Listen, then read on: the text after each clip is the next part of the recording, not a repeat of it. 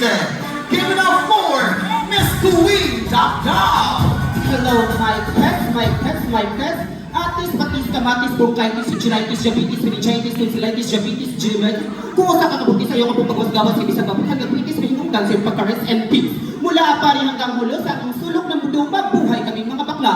Bulaga, Abanti, Bisaya, atras mga bata, kayong atong mga kandidata, murag naw, agtak, pakpak mga milaya ng di magpakpak, mamatay! Di ba? Mahadlok pa nito mamatay.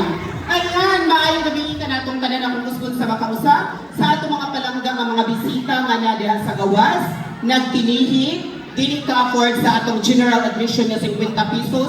Ayaw na muglangan-langan no, sunod na mo diri sa atong Araneta Coliseum kay nagsugod na ang dakong bugno sa atong mga bayot nga dili mga gwapa.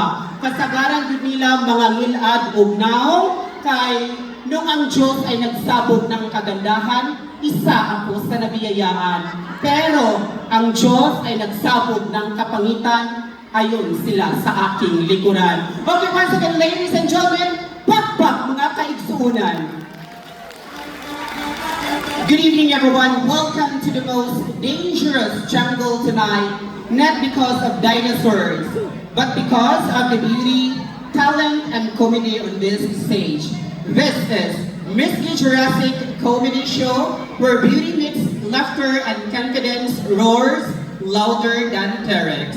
Before we start, let's thank our judges, sponsors, organizers, and of course, our lovely audience. Without you, this show would just be rehearsal.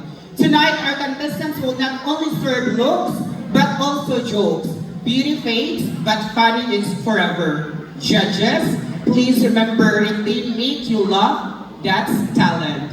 And if they make you cry from laughing, that's power.